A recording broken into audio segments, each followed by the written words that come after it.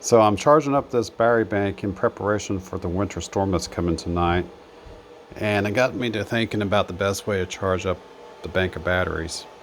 Currently, I charge up the batteries by disconnecting individual batteries and charging them off of this 20 amp charger, one battery at a time. It's not very practical, but it does the trick. I would prefer to leave everything hooked up to the bus and charge up the batteries as a whole with this 20 amp charger, but I'm concerned that if I do that, it's going to cook the batteries. Say for example, one battery is topped off, the other three batteries are still taking a charge. Is that one battery going to continue to receive juice and potentially cook the batteries, the battery cells, that is? Now the batteries are WattCycle batteries, so I don't know how resilient the BMS is for each of the batteries. So my concern may be a non-issue if the BMS is smart enough, more or less, to not allow the juice to continue to flow into the topped off battery.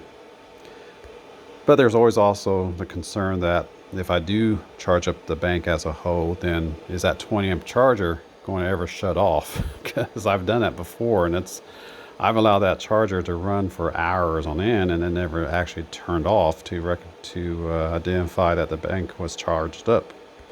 So let me know down in the comments below what you would recommend the best way to charge up this bank of four 12 volt 100 amp hour batteries from WattCycle using this 20 amp charger from PowerQueen.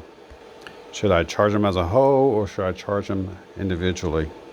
If I charge them as a whole, then what type of charger should I get? Should I stick with this 20 amper and allow that charger to go low and slow on charging up the banks to minimize any risk of cooking the cells? Or should I continue charging up the batteries individually as I do currently? However, if I go with that route, what would be your recommendation on the best way to do that without having to disconnect the batteries from the bus every single time? As you can see what I'm doing right in here right now. So let me know down in the comments below what you would recommend, and we'll see you on the next video.